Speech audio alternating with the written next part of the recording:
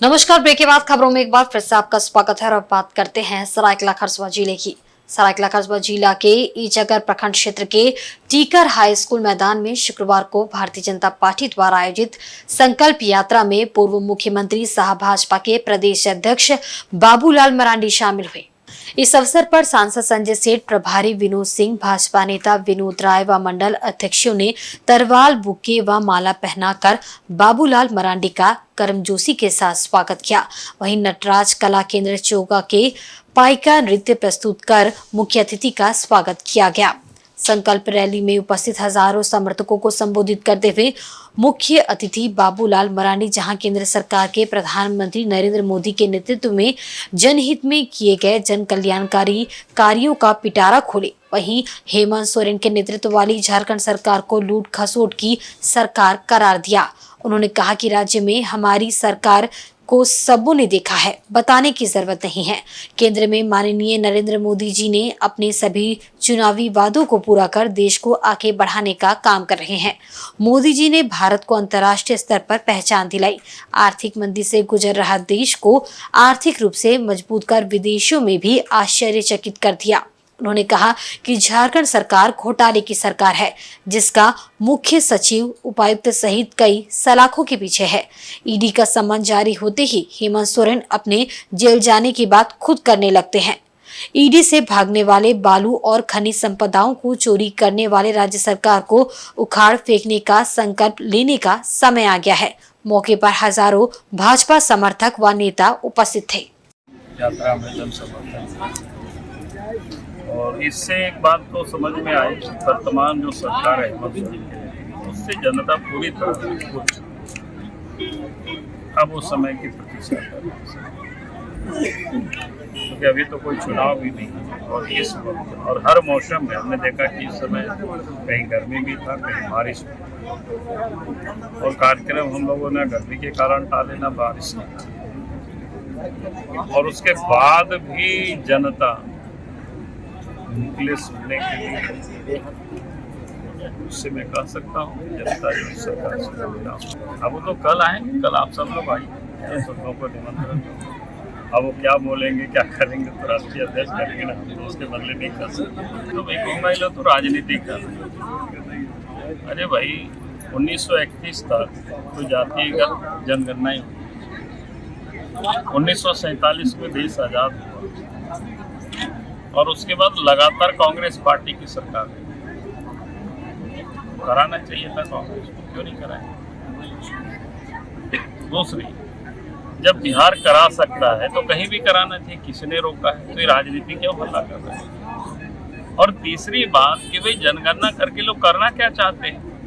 जब लालू यादव अपने बेटा को ही, तेजस्वी को ही बनाएंगे डिप्टी सीएम, शिबू सोरेन अपने बेटा को ही, हेमंत सोरेन को ही सीएम बनाएंगे, तो ये लोग किसके लिए राजनीति कर रहे हैं? नाम लेता है जाति का और लाभ लेता है परिवार के लोग। तो जनता पूरी तरह से समझ चुकी, इसलिए सबको, इसलिए लोग हल्ला कर रहा है। आज भी बंगाल में तो उनकी सरकार है ना, जो लोग एक साथ मिल करके जो लोग हल्ला कर रहे हैं। दक्षिण में किसकी सरकार? उन्हीं लोगों की सरकार है। वहाँ तो कोई रोक नहीं, जब नीतीश जी ने कर लिया तो कहाँ किसी ने रोका। लेकिन आप करना क्यों, क्या चाहते हैं और करके आप क्या दिखाना चाहते हैं, तो बताइएगा ना, वो तो दिखेगा ना, जनता तो देख रही है। तो इसलिए ये सब तो राजनीतिक हथकंडा है। और कांग्रेस पार्टी को पहले आपको क्षमा मांगनी चाहिए कि हमारे जो उनके क्या बोलते हैं नेहरू जी, राहुल गांधी के क्या लगते हैं, राणा दादा जो भी लगते हैं, या श्रीमती गांधी, राजीव गांधी, बोलते कि इन सारे लोगों ने गलत किया है, गलती किया है, उसके लिए हम दिल से क्षमा मांगते हैं। अब हम नए पारी तो कहे राहुल गांधी। इधर भाजपा के संकल्प यात्रा का समापन समारोह शनिवार को राजधानी रांची में आयोजित होने जा रहा है, जिसमें पार्टी के राष्ट्रीय अध्यक्ष जेपी नड्डा शिरकत करेंगे। समारोह को सफल बनाने की तैयारियां पूरी की जा चुकी है। भाजपा के झारखंड प्रदेश अध्यक्ष सह राज्य के पूर्व मुख्यमंत्री बाबूलाल मरांडी के नेतृत्व में पार्टी ने बीते महीनों संकल्प यात्रा की शुरुआत की थी। इसके तहत राज्य में सभी जगहों पर सभा का आयोजन किया गया। इस दौरान जहां भाजपा के नीति सिद्धांतों से लोगों को अवगत कराया गया, वहीं केंद्र की भाजपा सरकार के साथ राज्य की पूर्ववर्ती भाजपा सरकार की उपलब्धियों से लोगों को अवगत कराया गया। साथ ही झारखंड की वर्तमान हेमंत सोरेन सरकार पर भाजपा के प्रदेश अध्यक्ष बाबूलाल मरांडी ने जमकर निशाना साधा। भाजपा की संकल्प यात्रा का समापन समारोह शनिवार को राजधानी रांची में होगा। इसमें पार्टी के राष्ट्रीय अध्यक्ष जेपी नड्डा भाग लेंगे। यहां बता दें कि भाजपा झारखंड में कमल फूल खिलाने के लिए पूरी मशक्कत कर रही है।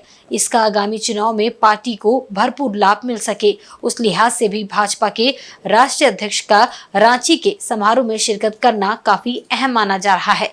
पार्टी के प्रदेश प्रवक्ता प्रतोष शाहदेव ने कहा कि राष्ट्रीय अध्यक्ष के आगमन को लेकर भव्य तैयारी की जा रही है। वहीं कार्यकर्ताओं में इसे लेकर जबरदस्त उत्साह है।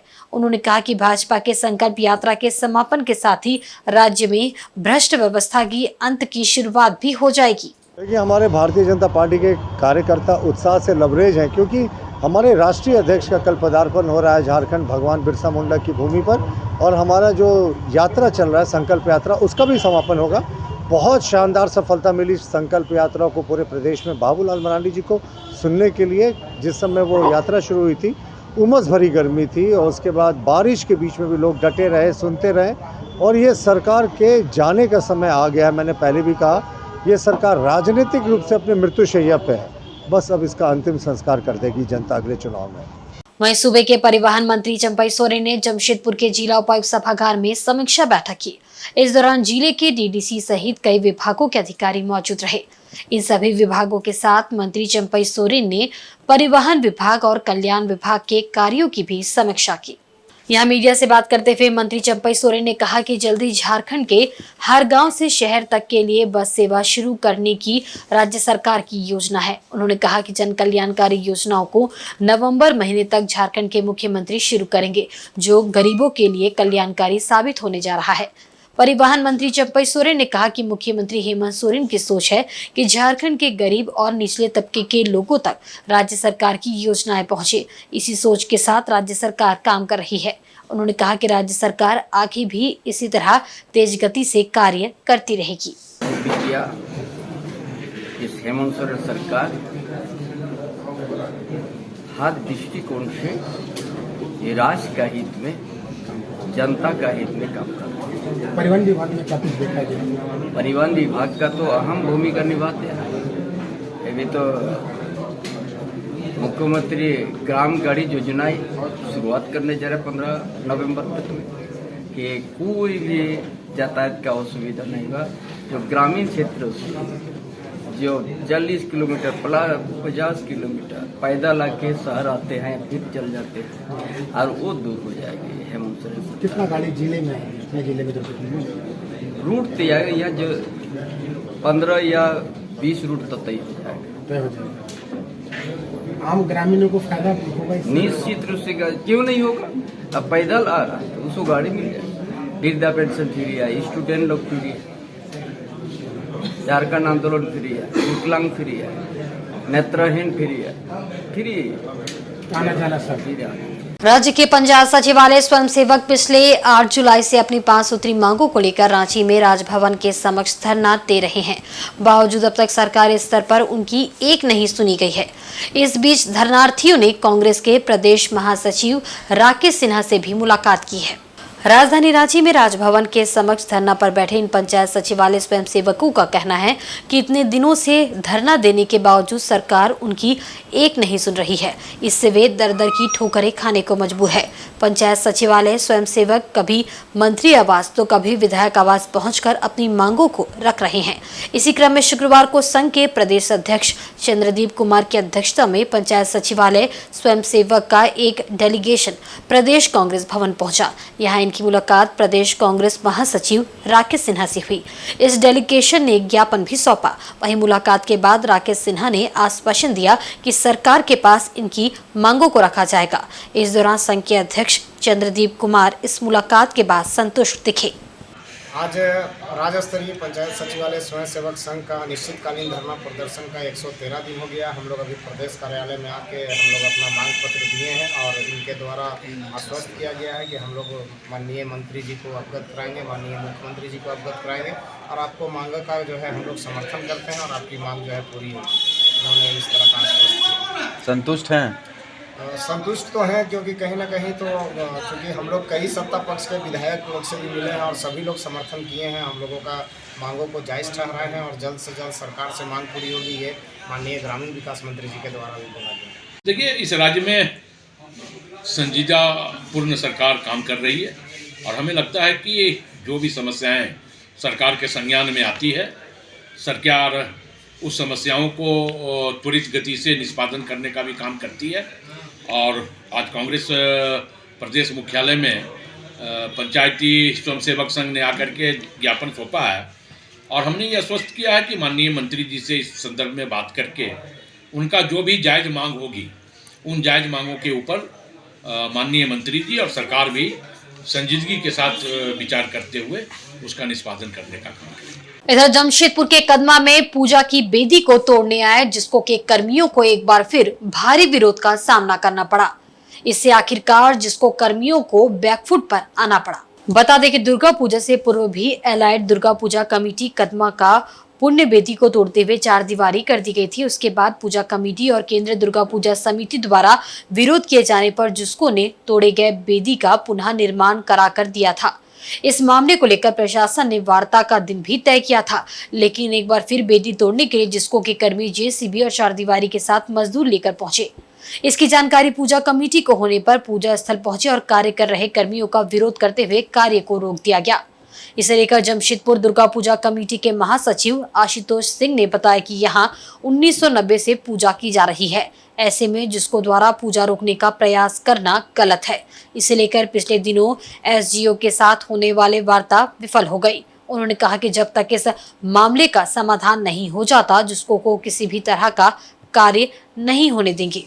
देखिए, जो घटना दुर्गा पूजा के पहले यहाँ घटित हुई है, पुनः टाटा स्टील वही प्रकरण को दोहराने के लिए आज जा रही है। चोरी छुपके फिर से वो जेसीबी और लोगों को ला करके फिर से इस बेदी को के ढांचे को तोड़ने का प्रयास किया जा रहा था और इस गेट की पुनः 4 दीवारी करने की कोशिश की जा रही थी। अभी तक पंडाल खुला नहीं है। जहाँ पर दुर्गा पूजा होता है वहीं विधि का विधान है कि वहाँ पुनः काली पूजा भी होता है। तो ये परंपरा शुरू से चली आ रही है। कल वार्ता के लिए 11 बजे एसडीओ साहब के यहाँ से आमंत्रण आया था समिति को, किसी कारण से वह वार्ता विफल हुई और इतना हड़बड़ी में आज टाटा स्टील अपने आप बिना किसी से परमिशन लिए या किसी को भी सूचना दिए बगैर ये मतलब एक गुंडागर्दी के तहत आकर के फिर शहर के शांति व्यवस्था को भंग करने की कोशिश टाटा स्टील के द्वारा की जा रही थी। इसकी सूचना हम लोगों ने वरीय अधिकारियों को भी दे दिया है जिला प्रशासन के कि जब तक इस स्थल का बैठ करके हम लोग कोई निदान नहीं निकाल लेते हैं, हम लोगों को एक नया स्थल नहीं मिल जाता है, तब तक इस स्थल पर किसी भी प्रकार का मतलब कार्य करने हम लोग नहीं देंगे। ये इस बार 90 साल का पूजा हुआ। 90 साल से यहाँ पूजा होते आ रही है और जब यह वेदी को तोड़ा गया था, माननीय मंत्री जी भी थे और वरिष्ठ लोग थे, सारे राजनीतिक दल के नेता लोग थे, सारे लोग के सामने यह वार्ता हुई थी कि इतना दूर दुर्गा पूजा समिति को दे दिया जाएगा कि अपना यहाँ पर पूजा करे जब तक कोई सुटेबल स्थल नहीं मिल जाए। वहीं पश्चिमी सिंहभूम जिले में जमीन विवाद में ग्रामीण मुंडा की हत्या की सनसनीखेज वारदात सामने आई है। 2 भाइयों के बीच जमीन विवाद में फैसला सुनाना ग्रामीण मुंडा को भारी पड़ गया। समझौते से नाराज एक पक्ष ने ग्रामीण मुंडा की हत्या कर दी है। घटना पश्चिमी सिंहभूम जिले के जेटिया थाना क्षेत्र के युदेजो गांव की है। जमीन विवाद में ग्रामीण मुंडा की कुल्हाड़ी से काटकर निर्मम हत्या कर दी गई है। ये घटना गुरुवार शाम की बताई जा रही है। पुलिस ने घटना को लेकर जांच शुरू कर दी है। वहीं आरोपी की तलाश में छापेमारी शुरू कर दी गई है। बताया जा रहा है कि युदेजो गांव में दो भाइयों के बीच जमीन का विवाद था। इसको सुलझाने के लिए गांव में ग्रामीण मुंडा सुनील लगूरी की अध्यक्षता में बैठक रखी गई थी। बैठक में जमीन विवाद को लेकर दोनों भाई भी मौजूद थे। इस विवाद को लेकर दोनों भाइयों ने अपना अपना पक्ष रखा। ग्रामीण मुंडा सुनील लागूरी ने दोनों की बात सुनी और उसके बाद अपना निर्णय दिया। इसी दौरान एक भाई ने उसके पक्ष में फैसला नहीं देने पर ग्रामीण मुंडा सुनील लगूरी पर आग बबूला हो गए और गुस्से में कुल्हाड़ी मारकर ग्रामीण मुंडा की हत्या कर दी। इस हत्याकांड को अंजाम देने के बाद आरोपी युवक फरार हो गया। अचानक हुए इस घटना से ग्रामीण सहम गए। किसी तरह इसकी सूचना जेटिया थाना को दी गई। घटना की जानकारी देर से मिलने के कारण पुलिस टीम शुक्रवार को घटनास्थल पर पहुंची और शव को अपने कब्जे में ले लिया। पुलिस ने शव का पंचनामा कर शव को पोस्टमार्टम के लिए चाईबासा भेज दिया है। वहीं हत्यारोपी की तलाश में पुलिस की छापेमारी जारी है। वहीं सरायकेला खरसुआ जिले में चुनाव आयोग के निर्देशानुसार सभी मतदान केंद्रों में शुक्रवार को सुबह 11 से लेकर 12 बजे तक मुझे अपने बीएलओ पर गर्व है थीम पर फेसबुक, ट्विटर एवं अन्य सोशल मीडिया पर 1 घंटे का विशेष हैशटैग अभियान चलाया गया। इस दौरान विभिन्न मतदान केंद्रों में मतदाता पहुंचकर अपने बीएलओ के साथ सेल्फी लिए और सोशल अकाउंट पर शेयर किए। इधर उपायुक्त रविशंकर शुक्ला अपने मतदान केंद्र प्राथमिक विद्यालय सरगीडी सरायकेला पहुंचकर बीएलओ के साथ सेल्फी लिए और फेसबुक पर पोस्ट किए। जिले के अन्य पदाधिकारी ने भी मतदान केंद्र में सेल्फी लेने के पश्चात सोशल अकाउंट में पोस्ट किया। मौके पर उपायुक्त रविशंकर शुक्ला ने कहा कि चुनाव आयोग के निर्देशानुसार जिले में ये अभियान चलाया गया है। इसका उद्देश्य जिले में मतदाता पुनरीक्षण कार्य में लगे कर्मियों का हौसला बढ़ाना और मतदान के प्रति लोगों में जागरूकता लाना है। इधर मुसाबनी प्रखंड सभागार में फोटो युक्त मतदाता सूची पुनरीक्षण से संबंधित बीएलओ व सुपरवाइजर की बैठक हुई। मुसाबनी प्रखंड सभागार में अंचल अधिकारी विजय कुमार महतो द्वारा प्रखंड अंतर्गत बीएलओ एवं सुपरवाइजर को फोटो युक्त मतदाता सूची पुनरीक्षण का प्रशिक्षण प्रोजेक्टर के माध्यम से दिया गया। इस मौके पर अंचल अधिकारी विजय महतो द्वारा बताया गया कि निर्वाचन आयोग द्वारा दावा एवं आपत्ति की तिथि 27 अक्टूबर से 9 दिसंबर तक निर्धारित की गई है। विशेष अभियान के तहत सभी मतदान केंद्रों में 28 अक्टूबर, 29 अक्टूबर, 4 नवंबर तथा 5 नवंबर को बीएलओ के द्वारा कैंप लगाया जाएगा।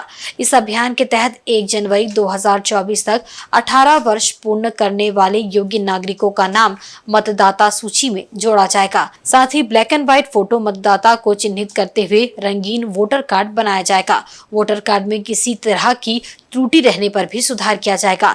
बैठक में बीएलओ को प्रचार प्रसार हेतु पोस्टर का भी वितरण किया गया। बैठक में मुख्य रूप से प्रभारी बीपीआरओ संपत भुइया, लिपिक टिंकू कुमार, कंप्यूटर ऑपरेटर कृष्णा चौधरी, आसित पातर सहित बीएलओ एवं सुपरवाइजर उपस्थित थे।